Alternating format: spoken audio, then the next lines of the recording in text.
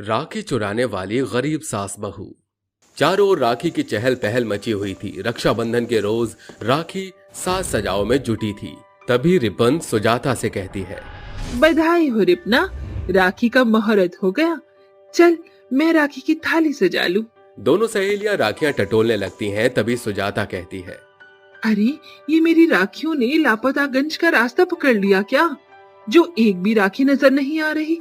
कुछ ही पल में दोनों पड़ोसने राखी न मिलने पर एकाएक बाहर आकर कहती हैं, अरे सुजाता, तूने राखी बांध ली क्या?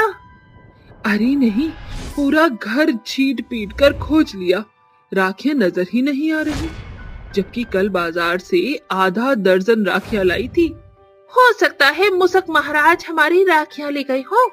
खैर, वनराज का घर 2 कदम ही तो पड़ता है, चलकर राखियां मोल ले आते हैं। दोनों एक संग राखी के व्यापारी वनराज के पास आती हैं। जहां लगी भीड़ देखकर वो कहती हैं, क्या बात है वनराज भाई, इतनी भीड़ भाड़, कोई भंडारा है क्या? अरे छोड़ना ये, जरा जल्दी से 2 सुंदर रचनात्मक राखियां दे दो। अरे कहाँ से लाऊं राखियां? कल रात सभी राखियों की चोरी हो गई, एक भी राखी नहीं रह गई। अब ये सभी बहनें राखियां खरीदने को खड़ी हैं। ऐसा सुनकर सुजाता और रिपना राखी चोरी के मसले को तोल मोल करते हुए कहती हैं, रक्षाबंधन की राखी चुराकर क्या मिलेगा किसी को? आखिर कौन कर सकता है ये राखियों की चोरी? एक जन है जिस पे मुझे शक है। रिपना के रुख करते सभी बहनों की पलटन उसके पीछे पीछे ही हो लेती है और गुलाबो कहती है, अरे क्या बात है, भाइयों की बहनों की फौज हम गरीब सास बहू के पास क्यों पधारी है? आज राखी के रोज तुम बहनों को भाइयों को राखी नहीं बांधनी क्या? देख गुलाबो, मैं जानती हूँ कि राखी की चोरी के पीछे तुम सास बहू की जबरिया जोड़ी का हाथ है। सभी औरतें बेधड़क उनके घर में घुसकर छानबीन करने लगती हैं। एकाएक घर के हर एक कोने से अनेकों राखियां निकलती हैं और सुजाता कहती है, रिपना एकदम सही कह रही थी, इन सास बहू ने ही राखी की चोरी की थी।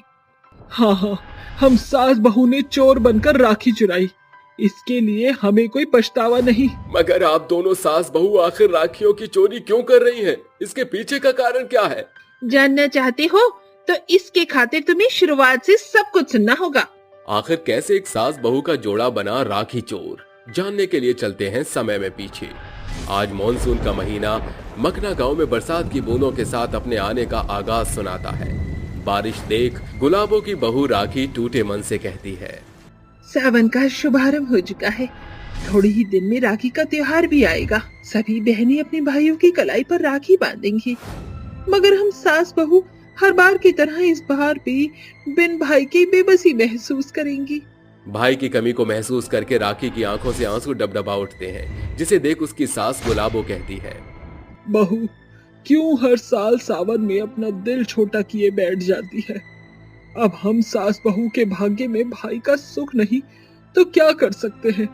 राखी का त्योहार देखकर मेरा कलेजा नहीं मचलता क्या? मगर क्या करे। ऐसे ही हर एक गुजरते दिन के साथ रक्षाबंधन के त्योहार का पड़ाव पास आ जाता है। उस रोज गांव में एक ठेले वाला राखी बेचने आता है। अरे सुंदर सुंदर राखी ले लो, रंग बिरंगी रचनात्मक राखी ले लो।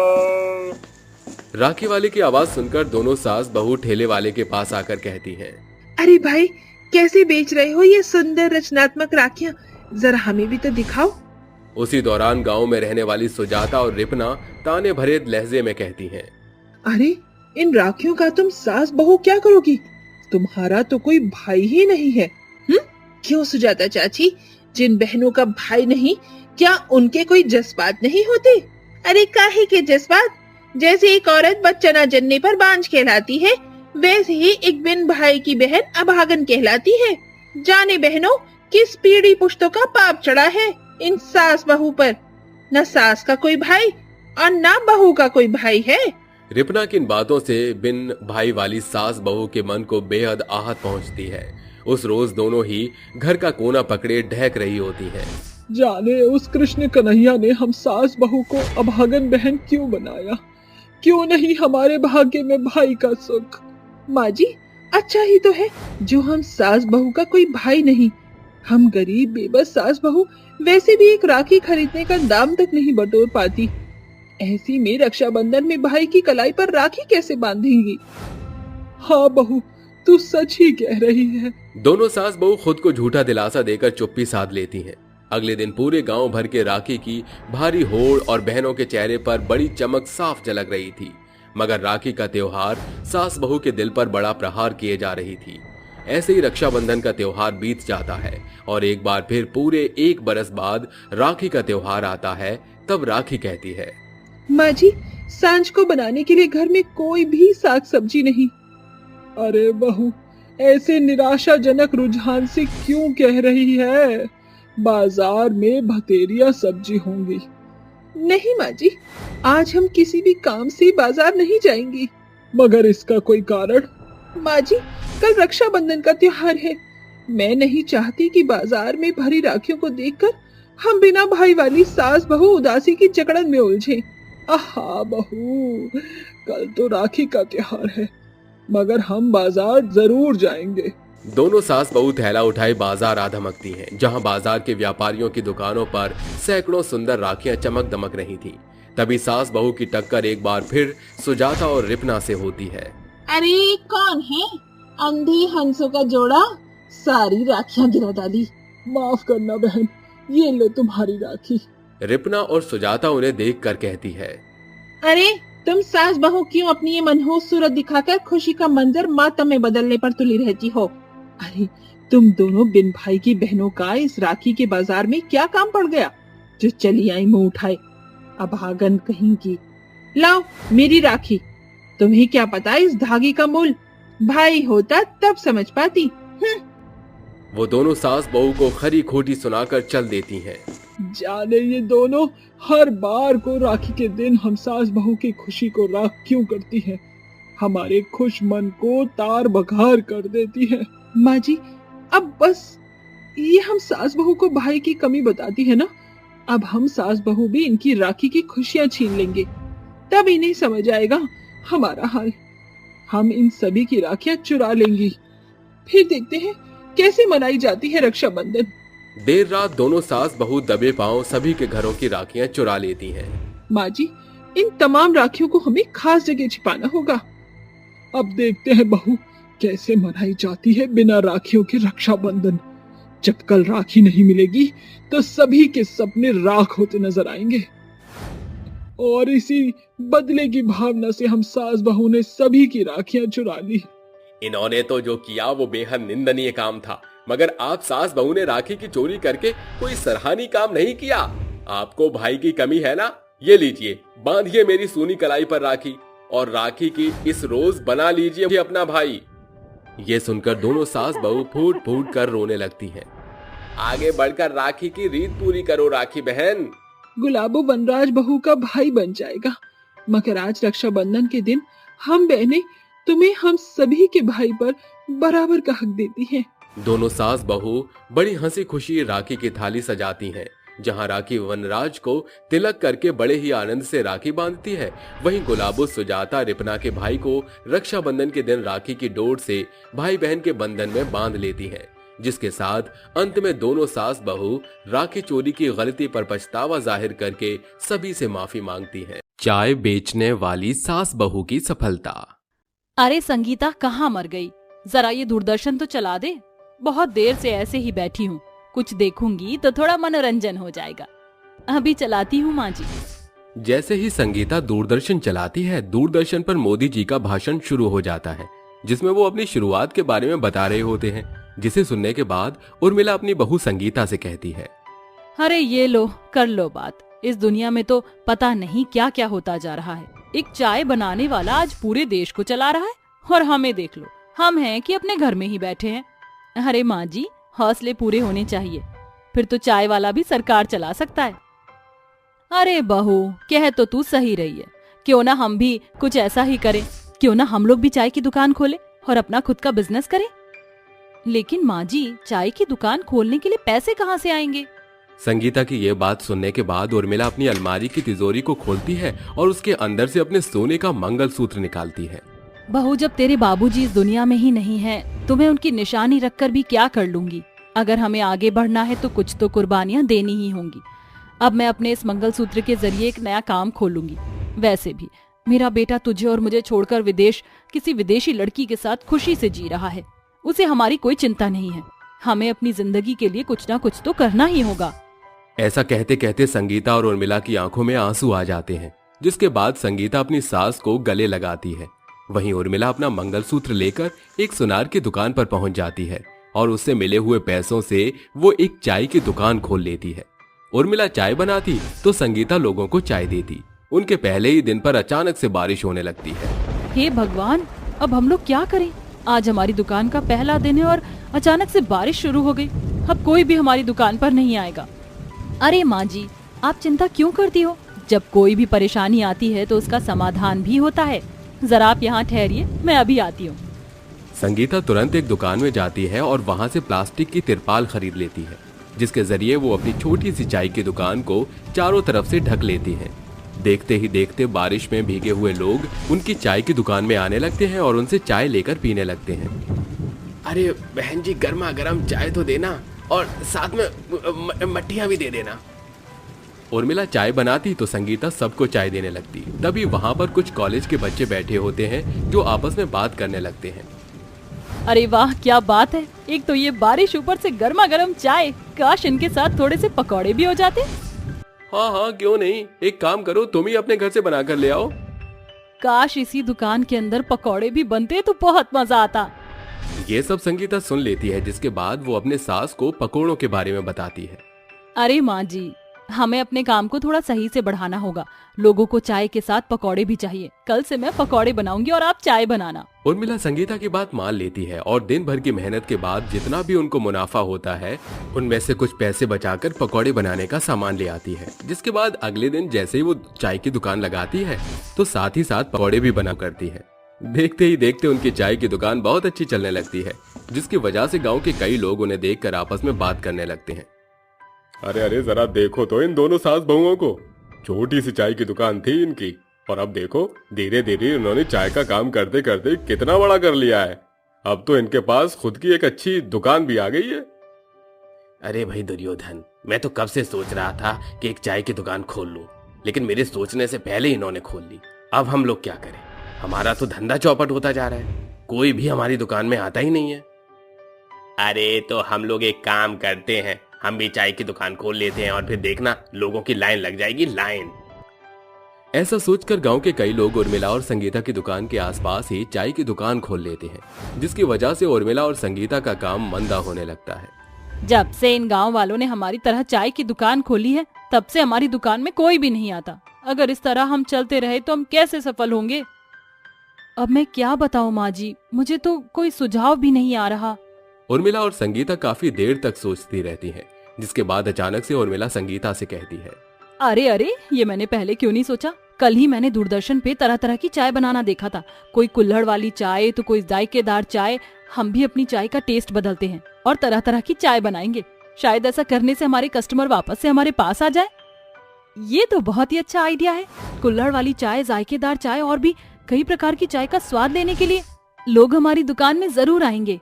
ऐसा सोचकर अगले दिन से संगीता और उर्मिला दोबारा नए प्रकार की चाय बेचना शुरू कर देती हैं। अलग अलग प्रकार की चाय का टेस्ट लेने के लिए गांव के सभी लोग उनकी दुकान में पहुंच जाते हैं। अरे मैं आई रे आई, सावित्री बाई, जरा हमको भी चखाओ अपनी दुकान की चाय। सावित्री बाई, ये लो हमारी दुकान की चाय। सावित्री बाई उर्मिला के हाथ से कुल्हड़ वाली चाय लेती है और वहीं उनकी दुकान में बैठकर पीने लगती है। जिसके बाद सावित्री बाई उर्मिला और संगीता से कहती है, अरे वाह रे वाह, तुम्हारे यहाँ की चाय तो बहुत ही कमाल की है। इतनी अच्छी चाय तो मैंने आज तक कभी नहीं पी। अब तो मैं रोज यहाँ पर आकर तुम्हारी दुकान की कुल्हड़ वाली चाय जरूर पिया करूंगी। सावित्री बाई चाय की पेमेंट के साथ साथ उर्मिला और संगीता को टिप भी देकर जाती है और उन दोनों के साथ कुछ सेल्फी भी क्लिक कर लेती हैं। सावित्री बाई न्यूज़पेपर की बहुत बड़ी लीडर थी, जिसके बाद उसने न्यूज में उर्मिला और संगीता की चाय के बारे में छाप दिया और उनके साथ वाली सेल्फी भी लगा दी। चारों तरफ उर्मिला और संगीता की चाय के चर्चे यहाँ वहाँ फैल गए थे, जिसके बाद बाहर के देशों से उर्मिला और संगीता की चाय पीने के लिए लोग आने लगे थे। देखा बहू, मैंने तुझे कहा था ना, अगर हम लोग मेहनत करें तो हम भी किसी न किसी चीज में सफल हो सकते हैं। हाँ माँ जी, आपने बिल्कुल सही कहा था। आज हम लोग सफल हुए हैं तो केवल आपकी बदौलत। आपने बाबूजी की सबसे खास निशानी को कुर्बान किया था, लेकिन मेरे पास आपके लिए सरप्राइज है। अरे बहू, सरप्राइज? कैसा सरप्राइज? तभी संगीता अपनी सास को एक छोटा सा बॉक्स देती है जिसके अंदर उर्मिला का मंगलसूत्र होता है, जो उसने चाय की दुकान खोलने में बेच दिया था, जिसे देखकर उर्मिला की आंखों में आंसू आ जाते हैं। अरे बहू, ये तुझे कहाँ मिल गया? मुझे तो इसकी कोई उम्मीद ही नहीं थी। तूने तो मुझे मेरी जिंदगी का सबसे महत्वपूर्ण तोहफा दिया है। ऐसा कहते ही उर्मिला संगीता को गले से लगा लेती है, जिसके बाद उनकी दुकान पर एक रोहित नाम का लड़का चाय पीने के लिए आता है। रोहित और कोई नहीं, उर्मिला का बेटा था, जो उन्हें उनके हाल पर छोड़कर चला गया था। रोहित अपनी माँ से कहता है, माँ, मुझे माफ कर दो, मुझसे बहुत बड़ी गलती हो गई। मैंने विदेशी लड़की से शादी करके बहुत बड़ी गलती कर दी। वो मुझे छोड़कर चली गई और मैं अब आप दोनों के पास वापस आ गया हूँ।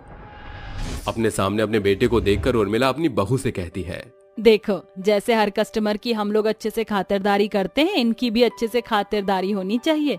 इन्हें हमारी दुकान की सबसे स्पेशल चाय पिलाओ और चाय के पैसे लेना मत भूलना। इतना कहकर उर्मिला वहां से चली जाती है, जिसके बाद रोहित को अपनी गलती की सजा मिल जाती है और वो चुपचाप वहां से चला जाता है। जादुई टोकरी। कौशाम्बी गांव अपने प्राकृतिक हरियाली की खातिर जाना जाता था। गांव का आधा छोर जंगल के भूभाग से घिरा हुआ था। उस गांव में रसिका नाम की एक औरत अपनी 2 बेटियों नित्या और विभा के संग एक घास फूस के पुराने छप्पर में रहती थी। भोर के 5 बज गए। जल्दी से उठो और जंगल से लकड़ियां बटोर लाओ ताकि मैं टोकरियां बना सकूं। रसिका की बात सुन नित्या झटपट से उठ खड़ी होती है, मगर विभा मुंह घुमाकर सो जाती है। मेरी एक बोली सुनते ही नित्या झट से खड़ी हो गई। अरे आलसन, कभी तो अपनी बहन से कुछ सीखा कर। तंग आ गई हूँ मैं आपकी इस जातीय से माँ। जब देखो अपनी बड़ी बेटी की गुण गाती रहती हो। मैं तो जैसे आपको फूटी आँख नहीं सुहाती। गुस्से से बिलबिलाती हुई विभा माँ को 4 बातें सुनाकर लकड़ी लाने के लिए जंगल की ओर चल पड़ती है। विभा, रुक जा, ऐसे मुंह नहीं चढ़ाते। वो हमारी माँ है। मैं तुम्हारी मीठी मीठी बातों में उलझने वाली नहीं हूँ, समझी? भले ही हमारा रिश्ता खून से जुड़ा हुआ है, पर मैं तुम्हें कुछ नहीं मानती हूँ। तुम्हारे चलते माँ मेरे संग सौतेले से बढ़कर बर्ताव करती है। विभा के दिल में भरे गुबार से नित्या के मन में गहरी चोट पहुँचती है। दोनों मिलकर लकड़ियाँ बटोरकर उनकी गठरी बांधकर घर लौट आती है। माँ, खाने में ये बनाया है आपने? लौकी की सब्जी, ये सूखी साखी रोटी। अरे बावली हो गई है क्या? बर्तनों को क्यों झनक पटक रही है? गनीमत है कि 2 वक्त का खाना भी नसीब हो रहा है। तेरे पिताजी ताउम्र शराब में धुत रहे, खुद तो बेफिक्री से चल बसे और मुझ पर 2 बेटियों का भार सौंप गए।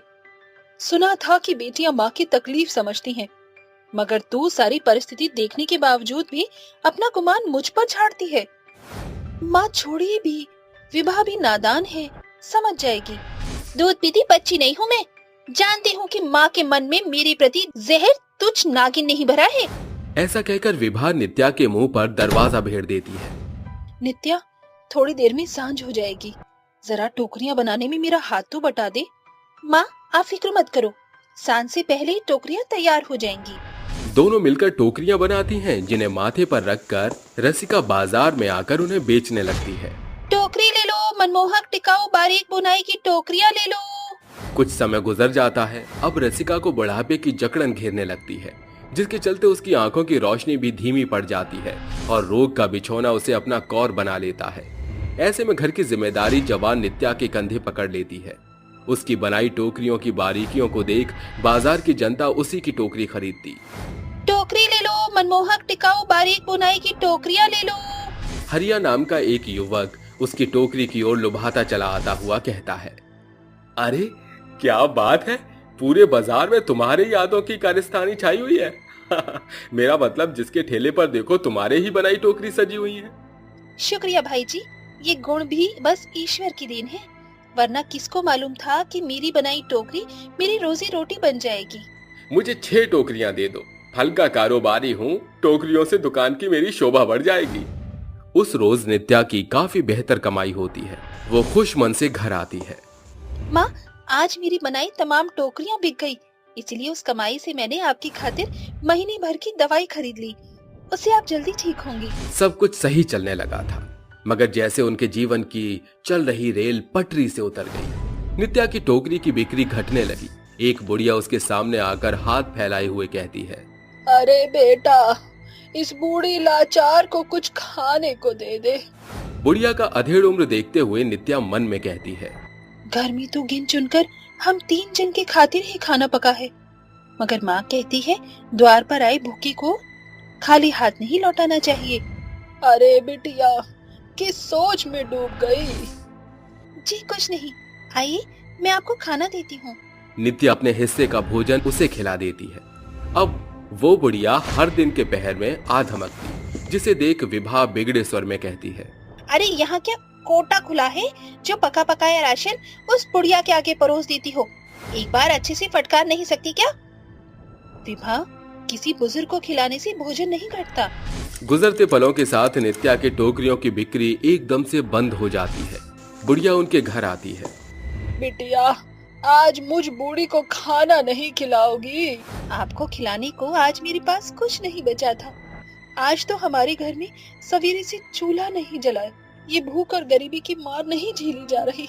नित्या का अपार दुख देखकर बुढ़िया उसे एक टोकरी देती है। उस टोकरी की बुनाई बड़ी ही खूबसूरत जान पड़ रही थी। बिटिया, इस टोकरी को मुझे खिलाने की कीमत समझकर रख ले, शायद तुझे इसकी जरूरत पड़ेगी। बुढ़िया वहाँ से चली जाती है। नित्या उस टोकरी को लेकर घर के भीतर आती है। ये विभा बिना बची कुची सब्जी सूखने को जमीन पर रख छोड़ती है। नित्या सब्जी को उठाकर टोकरी में रखती है कि टोकरी 10 गुना सब्जियों से लबालब भर जाती है। अरे, मैंने तो इसमें मात्र 4 आलू और 1 लौकी डाली थी, फिर ये इतनी कैसे भर गई? कहीं जादुई टोकरी तो नहीं? वो पुख्ते तौर से टोकरी का जादुई रहस्य जानने की खातिर सब्जियों को निकालकर इस बार कुछ मात्रा में अनाज डालती है, जिससे टोकरी ठकमठेल भर जाती है। अरे वाह, ये तो सचमुच में जादुई टोकरी है। नित्या जादुई टोकरी का रहस्य अपनी माँ और छोटी बहन से साझा करती है। क्या सचमुच में ये जादुई टोकरी है? पर ये साबित कैसे होगा? इस जादुई टोकरी की एक खासियत है, हम जो भी कुछ इसमें 1 अंश या 1 गुना डालेंगे वो 10 गुना प्रतिफल देगा। ये सुन विभा झट से गुल्लक तोड़कर उसमें रखे चिल्लर निकालती है। ये मेरे जमा किए हुए 10 रुपए हैं। अगर ये 100 रुपए हो गए तो ये जादुई टोकरी होगी।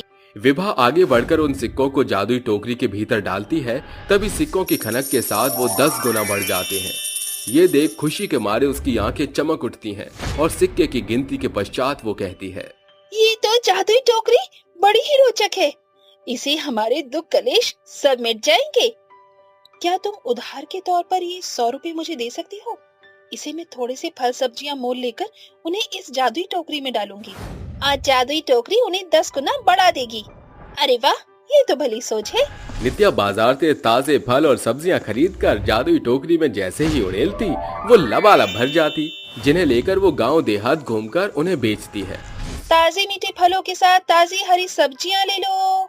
उसकी आवाज सुनकर रिपना और चंदन नाम का एक दंपति उसे रोकते हुए कहता है, अरे ओ फल वाली, जरा यहाँ तो आना। नित्या झट से उसके पास आती है। क्या भाव बेच रही हो ये मीठे मीठे फल? साहब, इसे मीठे फल आपको पूरे बाजार में नहीं मिलेंगे। अच्छा, चक्कर तो देखूं। चंदन एक फल को चखते हुए बोलता है, अरे वाह, तुम्हारे फल तो इमरती से भी मीठे और रस भरे हैं। सभी में 1 किलो भर तौल दो। सांझ के खातिर भाजी तरकारी भी नहीं है। इसकी सब्जियां भी कितनी चमकदार हैं। लगे हाथ सब्जी भी खरीद लो। जादुई टोकरी में भरे सामान जितनी तेजी से बिकते हैं, उतनी ही तेजी से वो भरते चले जाते हैं। उस रोज नित्या उतना कमाती है जितने पहले उसने कभी नहीं कमाया होता। ये ले छुटकी, तेरे 100 रुपए और ये अलग से 50 रुपए। अब मैं इस जादुई टोकरी से अपनी गरीबी के जीवन की काया पलट कर रख दूंगी। नित्या लगातार उस जादुई टोकरी का सदुपयोग करती है। वो प्रत्येक दिन की कमाई की जोड़ बटोर कर रखती है, जिसे कुछ समय में वो एक पक्का मकान बनाकर अपनी माँ और बहन के साथ खुशहाल तौर से जीवन यापन करने लगती है। नित्या सारा श्रेय वो जादुई टोकरी को देती है। गरीब बहू ने लगाई फांसी। जोधपुर के एक छोटे से गांव में एक सोनम नाम की लड़की अपनी गरीब माँ उर्मिला और अपने पिता घनश्याम के साथ रहती थी। सोनम के पिता घनश्याम अक्सर बीमार रहा करते थे। वहीं दूसरी तरफ उसकी माँ बेचारी लोगों के घर में झाड़ू पोछा करके घर चलाने लायक पैसे कमा लिया करती थी। वहीं दूसरी तरफ सोनम बहुत खूबसूरत थी और अब वह शादी लायक भी हो गई थी। इसलिए उर्मिला और घनश्याम को सोनम की शादी की चिंता खाई जा रही थी। एक दिन उर्मिला घनश्याम से कहती है, ऐसा कब तक चलता रहेगा? हमारी बिटिया बड़ी हो गई है। गांव वाले सभी मुझे ताने देते हैं कि हम अपनी बिटिया की शादी कब करेंगे। कोई अच्छा सा लड़का देखकर बिटिया की शादी ही कर दो। अरे भगवान, कहाँ से कर दूं अपनी बिटिया की शादी? मैं उस लायक ही नहीं हूँ। बिटिया की शादी के लिए पैसा कहाँ से आएगा? और फिर हमारी गरीब बिटिया से शादी कौन करेगा? वह दोनों आपस में बात कर ही रहे होते हैं, तभी गांव का पंडित उनके घर पर आता है। अरे घनश्याम भाई, तेरे तो भाग्य खुल गए। तूने इतनी सुंदर बिटिया को जो जन्म दिया है। पंडित जी, ये तुम कैसी बात कर रहे हो? मुझे तुम्हारी बात समझ नहीं आ रही। तुम्हारी बिटिया के लिए बहुत बड़े घर से रिश्ता आया है। क्या कहा? हमारी बिटिया के लिए? हमारी बिटिया के लिए रिश्ता कौन भेजेगा भला? अरे वो नत्थू लाल को जानते हो तुम, जो कुछ साल पहले गांव छोड़कर शहर में चले गए थे? हाँ भैया, बिल्कुल। उनके बारे में कौन नहीं जानता। यहाँ से निकलते ही उन्होंने अपना खुद का काम शुरू किया और अब वो बहुत अमीर हैं। हाँ घनश्याम जी, उन्होंने आपकी बेटी को देखा है, इसलिए उन्होंने मुझे यहाँ आपकी बिटिया के रिश्ते के लिए भेजा है। अगर आप दोनों की हाँ हो तो रिश्ता पक्का कर देते हैं। बड़े घर के रिश्ते को देख घनश्याम और उर्मिला बिना सोचे समझे अपनी बिटिया का रिश्ता उनके लड़के से कर देते हैं। कुछ ही दिनों में सोनम की शादी नत्थूलाल के बेटे रंजन से हो जाती है। शादी के बाद जब सोनम का गृह प्रवेश होता है, रंजन की माँ गायत्री, अरे अरे देखो जरा, हमारे घर पर चांद का एक टुकड़ा आया है। इतनी सुंदर बहू तो मैंने आज तक किसी की नहीं देखी होगी। अरे रंजन बेटा, तेरे तो भाग्य खुल गए। ले चांदनी, जरा थाली पकड़, देखे तो बहू अपने साथ क्या कुछ लेकर आई है। गायत्री अपनी नौकरानी चांदनी को थाली पकड़ाकर सोनम का दहेज देखने जाती है, जहां उसे गाड़ी में केवल एक छोटा सा बक्सा दिखाई देता है, जिसमें केवल सोनम के कपड़े होते हैं। सत्यानाश, केवल एक बक्सा? अरे कितने भूखे घर की है, जरा भी दहेज नहीं लेकर आई। गायत्री तभी सोनम से अपनी नाक चढ़ा लेती है। ये सब देख सोनम को बहुत अजीब लगता है, लेकिन वह कुछ नहीं कहती। धीरे धीरे गायत्री सोनम को रोज ताने कसने लगती है। एक दिन सोनम किचन में खाना बना रही होती है। अरे ओ महारानी, 4 रोटी नहीं सेकी गई तुझसे अभी तक? अरे कुछ तो शर्म कर, मुंह उठाकर ऐसे चली आई, कुछ तो लेकर आती। माँ जी, आप ये कैसी बात कर रही हो? मेरे माता पिता इतने गरीब हैं, मैं उनसे क्या लेकर आती? तेरी इतनी हिम्मत, तू मुझसे जुबान लड़ाएगी? रुक जा, तुझे मैं अभी बताती हूँ। ये कहकर गायत्री सोनम का हाथ गरम गरम तवे पर रख देती है, जिससे सोनम का हाथ बुरी तरह जल जाता है। माँ जी छोड़ दीजिए, मुझे बहुत दर्द हो रहा है, मेरा हाथ जल रहा है। आई ना अब तुझे अकल? मुझसे जबान लड़ाई तो इससे भी बुरा हाल कर दूंगी तेरा। ये कहकर गायत्री वहाँ से चली जाती है और बेचारी सोनम रोते हुए अपने कमरे में चली जाती है। माँ, पिताजी, ये आपने मेरे साथ क्या कर दिया? इन लोगों ने तो मेरी जिंदगी बर्बाद कर दी। इससे अच्छा होता कि मैं कभी शादी ही नहीं करती। सोनम शादी के बाद बहुत परेशान रहने लगती है और हार कर एक दिन वह अपने पति रंजन से कहती है, रंजन जी, मेरे साथ इस घर में बहुत बुरा हो रहा है। आपकी माँ मुझ पर बहुत अत्याचार करती है और एक दिन उन्होंने मेरा हाथ भी जला दिया था। अगर मैं गरीब हूँ और घर से कुछ नहीं लेकर आई तो इसमें मेरा क्या कसूर है? सोनम परिवार से तो परेशान थी ही, अब वह अपने पति से भी बहुत ज्यादा परेशान हो गई थी। सभी लोग सिर्फ दहेज के लिए उसे टॉर्चर कर रहे थे। इसलिए एक दिन वह घर छोड़कर अपने मायके अपने माता पिता के पास पहुंच गई, जिसके बाद उसके माता पिता उसे समझाने लगते हैं। बेटी, शादी के बाद ससुराल ही लड़कियों की आखिरी चौखट होती है। बेटी, अपने माता पिता की इज्जत का ख्याल रखकर कभी कोई गलत कदम मत उठाना। सोनम उदास मन से ना चाहते हुए भी वापस अपने ससुराल चली जाती है। जिसके बाद एक दिन सोनम घर में सफाई कर रही होती है और तभी उसकी सास उससे आकर कहती हैं, लो जी, कर लो बात। पहले तो शादी में कुछ दिया नहीं और अब इस कलमुही के माता पिता स्वर्गीय हो गए हैं, अब तो कोई उम्मीद ही नहीं है। क्या कहा माँ जी? मेरे माता पिता स्वर्गीय हो गए हैं? ये आप कैसी अनाप शनाप बातें कर रही हो?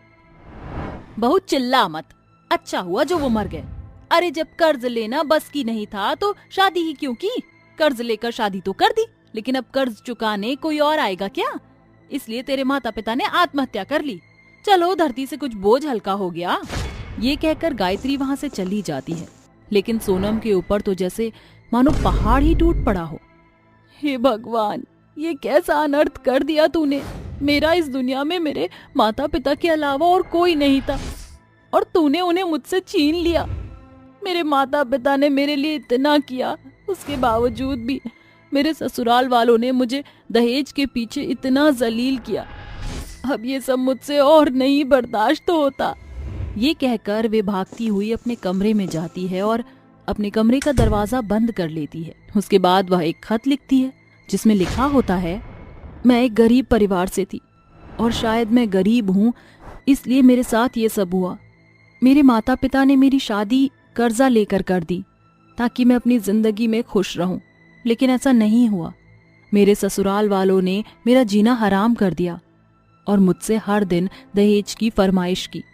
जब परेशान होकर मैं वापस अपने घर गई तो मेरे माता पिता को पता चला कि मैं खुश नहीं हूँ और इसी कारण शायद उन्होंने आज आत्महत्या कर ली। लेकिन अब मैं अपनी सास और अपने पति का और टॉर्चर सहन नहीं कर सकती, इसलिए मैं आत्महत्या कर रही हूँ। ये सब सोनम एक खत में लिख देती है और पंखे से चुन्नी बांधकर आत्महत्या कर लेती है। सोनम के मरने के बाद गायत्री के घर पुलिस आ जाती है, जिसके बाद पुलिस को सोनम का लिखा खत मिल जाता है और पुलिस गायत्री और रंजन को दहेज के जुर्म में गिरफ्तार कर लेती है और उन्हें उम्र कैद की सजा हो जाती है। तो देखा दोस्तों, एक दहेज ने 3 लोगों की जान ले ली। हमारे समाज में दहेज प्रथा आज भी खत्म नहीं हुई है। यदि कोई गरीब है तो हमें उसका फायदा नहीं उठाना चाहिए और शादी के बंधन को दिल से निभाना चाहिए, ना कि दहेज से तोलना चाहिए। गरीब होना कोई पाप नहीं है। यदि आप किसी से शादी करते हैं तो लड़की का दिल देखिए और उसकी इज्जत कीजिए। बच्चा चुराने वाली चुड़ैल। वीरपुर गांव में शाम के समय बहुत बड़ा बाजार लगता था, जहां हर तरफ रौनक ही रौनक थी। ऐसे ही रागिनी नाम की औरत तिपहिया रिक्शे पर ढेर सारे बच्चों के खिलौने बेच रही थी। खिलौने ले लो, खिलौने, छोटे छोटे बच्चों के खिलौने। हेलीकॉप्टर है, एरोप्लेन है, लाइट वाली घड़ी है, चकला है, बेलन है, बच्चों की छोटी छोटी बर्तन है। ले लो खिलौने ले लो। रागिनी के खिलौने देखकर एक छोटी लड़की जिद करती है। तभी शिल्पा उसकी दुकान पर आकर बोलती है, अरे बहन जी, ये गुड़िया कितने की दी है? अरे माँ, ये नहीं, गुलाबी वाली गुड़िया चाहिए मुझे। अच्छा, ये गुड़िया दिखाना जरा, जो कोने में है। जी, ये लीजिए, 50 की है। ये तो बहुत महंगी है, थोड़ा कम कीजिए वरना नहीं लूंगी। अरे बहन जी, कम किया तो हमारे लिए फिर क्या बचेगा? माँ प्लीज दिला दीजिए ना माँ, ये गुड़िया चाहिए, दिला दो ना माँ। देखिए बहन जी, बच्ची जिद कर रही है, मैं आपके लिए 10 कम कर देती हूँ। ये ले जाइए गुड़िया। ठीक है, दे दो। ये मुझे ये गुड़िया मिल गई। हरे, आप खुश हो ना तुम? चलो। शिल्पा के ये कहते ही वो अपनी बेटी के साथ जाने लगती है। तभी रागिनी का हैवानी रूप सामने आता है और वो कहती है, अब देखना कैसे ये बच्ची मेरे पास खुद ब खुद आती है। अब मेरा मकसद जरूर पूरा हो जाएगा। शिल्पा सब्जी लेने में लगी थी, इतने में रूही उस खिलौने की वजह से उस चुड़ैल के वश में आ जाती है और उल्टे पांव चलकर चुड़ैल के पास पहुंच जाती है, जहां चुड़ैल उसे जल्दी से एक बोरी में बंद करके अपने रिक्शे पर रख लेती है। आसपास के लोगों को पता नहीं चलता। तभी चुड़ैल कहती है, आखिर ये बच्ची मेरे पास आ ही गई। इसे गायब करके मैं वहाँ ले जाऊंगी जहाँ किसी ने सोचा भी नहीं होगा। ऐसा कहकर रागिनी अपने तिपहिया रिक्शा चलाकर घने जंगलों में आ जाती है और वहाँ वो अपने असली रूप में आकर काली विद्या करने लगती है। ओम ह्रीं क्लीं चामुंडाय विच्चे नमः स्वाहा। शैतान महाराज प्रकट हो, शैतान महाराज प्रकट हो। चुड़ैल के इतना कहते ही शैतान असुर प्रकट होकर कहता है, क्या हुआ? क्यों मुझे इतनी जल्दी तुमने बुलाया? अभी मेरा आने का समय नहीं हुआ था। शैतान महाराज, मैंने आपके कहने से बच्चे को चुरा लिया है, वो मैं आपको देने आई थी। तुम्हारा चढ़ावा मुझे जैसे स्वीकार नहीं है। बहुत सारे बच्चे चाहिए मुझे। जब तक तुम एक साथ 5-6 बच्चों की बलि न चढ़ा दो तब तक मैं नहीं आऊंगा। मुझे दोबारा इस तरह बुलाकर क्रोधित मत करना, वरना अंजाम बुरा होगा। क्षमा कीजिए शैतान महाराज, दोबारा ऐसी गुस्ताखी नहीं होगी। मैं और चढ़ावा लेकर आऊंगी। चुड़ैल के ये कहते ही शैतान असुर गायब हो जाता है। तभी चुड़ैल गुस्से से आग के तसले को फेंक कर कहती है, दोबारा से मुझे ये सब करना पड़ेगा, लेकिन कोई बात नहीं, मैं अपने मकसद को पूरा करके ही रहूंगी। शैतान महाराज को चढ़ावे जरूर दूंगी। माँ खोलो मुझे, माँ के पास जाना है मुझे, खोलो, मेरा दम घुट रहा है। मम्मा, माँ कहो आप। माँ चाहिए तुझे, वो तो तुझे अब कभी नहीं मिलेगी। यही रहना होगा तुझे, पड़ी रहे इस बोरी के अंदर और चिल्लाती रहे। ये बोलकर वो चुड़ैल अगले दिन बच्चों के खिलौने रिक्शे में रखकर बेचने लगती है। खिलौने ले लो, खिलौने, सस्ते सस्ते बच्चों के खिलौने। अरे बहन जी, जरा ये लाइट वाली घड़ी देना और ये कार भी दे दो। माँ, ये कार नहीं, वो बर्तन चाहिए। जी, मेरी बेटी जो कह रही है ना, उसे वो दे दीजिए। हाँ हाँ लीजिए, यही सही मौका है। ये बोलकर रागिनी चुड़ैल अपने हाथ से उसके बच्चे को सम्मोहित करती है। दोनों खिलौने लेकर चले जाते हैं, लेकिन आधी रात में मान्या खुद चलकर उसके पास आ जाती है, जिसे अपने रिक्शे में उठाकर वो जंगल में कैद कर लेती है। चुड़ैल यही नहीं रुकती, इस तरह वो 2-4 बच्चों को गायब करके रिक्शे में ले आती है, जिससे लोगों को कानों कान खबर नहीं होती। वहीं बच्चों के माँ बाप परेशान होते हैं। पूरे गांव में हाहाकार फैल जाता है कि कोई बच्चे को चुरा रहा है, मगर कौन? आखिर चुड़ैल का ये सब करने का क्या मकसद था? जानने के लिए कहानी में आगे बढ़ते हैं। एक एक करके चुड़ैल 7 बच्चों को बोरी में बंद करके रिक्शे से जंगल में ले आती है और वहां उन्हें बांध कर रखती है और बड़ी विधि करने लगती है। तभी जंगल से गांव का मुखिया गुजरता है। फिर वो अपने गांव के बच्चों को पहचान लेता है और चुड़ैल को ये सब करता हुआ देखकर कहता है, अरे रे रे रे, इसका मतलब हमारे बच्चों को एक चुड़ैल चुरा रही थी। ये तो मुझे बहुत शक्तिशाली और खतरनाक लग रही है। मुझे तांत्रिक वालों की मदद लेनी होगी, कहीं ये बच्चों को कुछ कर न दे। ये बोलकर मुखिया एक बड़े तांत्रिक के पास जाता है और उसे बच्चा चुराने वाली चुड़ैल के बारे में सब बता देता है। तांत्रिक बाबा, कुछ तो कीजिए, कहीं वो हमारे बच्चों को मार न डाले। तुम चिंता मत करो, मैं अभी उस चुड़ैल को अपने मंत्र से वश में करता हूँ। देखता हूँ कैसे यहाँ वो नहीं आती। ओम ह्रीं क्लीं चामुंडाय विच्चे फट स्वाहा नमः स्वाहा।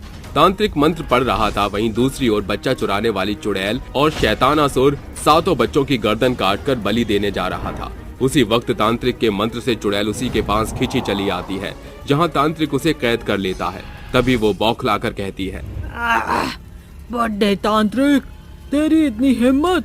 तूने मुझे वश में करने की हिम्मत कैसे की? अब मैं तुझे जिंदा नहीं छोड़ूंगी। जानती है ना तू, मेरे बंधन में एक चींटी नहीं मार सकती तू, मुझे क्या मारेगी? अब जल्दी से बता, बच्चों को क्यों चुरा रही है तू? मैं क्या तुझे ऐसी वैसी चुड़ैल दिख रही हूँ? काली तंत्र विद्या की रानी हूँ। मैं हूँ रानी। भले ही वश में कर लिया, लेकिन तू मेरा कुछ नहीं बिगाड़ सकता।